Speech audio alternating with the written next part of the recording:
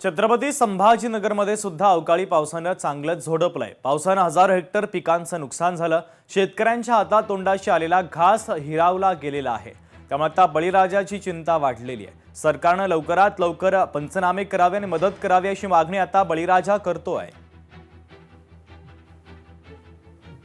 अचानक आलेल्या अवकाळी पावसानं त्यात वादळ आणि गारपीट यामुळे मोसंबीचं जे पीक धरलं होतं, बहार धरला होता, तो त्याच्या सुपारीच्या मापाचा होता, बोराच्या सुपारीच्या मापाचा। त्याला आतापर्यंत 50,000 रुपये खर्च करून तो बहार माल सेटिंग झाला होता, पण कालच्या पावसानं त्याला वर झाडेवर काहीच राहिलेलं नाही। सरकारला आम्हाला एवढं सांगणे का आमचं नुकसान त्यांनी भरपाई करण्यात यावी भाऊ। आमचं बाकी काही म्हणणं नाही। आता आमच्या काही हातात गेलेलं पीक पुढे आमच्या हातात येणार आहे ते आता त्याची नुकसान शासनाने करावं। तिकडे वाशिमच्या अनेक भागांमध्ये अवकाळी पावसानं हजेरी लावली। पावसानं काढणीला आलेल्या गव्हाच्या पिकाचं मोठं नुकसान झालंय, तर शेतकऱ्यांना आर्थिक फटका बसतोय। पंचनामे करून नुकसान भरपाई देण्याची मागणी आता शेतकऱ्यांनी केली आहे।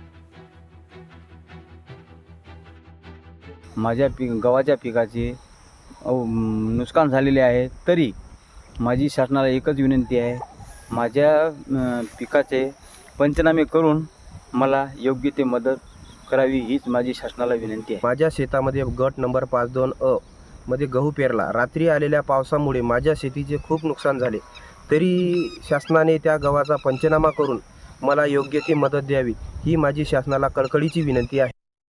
अमरावतीच्या मेळघाट परिसरामध्ये अवकाळी पावसानं तुफान हजेरी लावली। पावसानं सुमारे 150 क्विंटल मका भिजलेला आहे। अवकाळीचा सर्वाधिक फटका चिखलदरा तालुक्याला बसल्याचं पाहायला मिळतंय। मका भिजल्यानं मोठं नुकसान झालेलं आहे।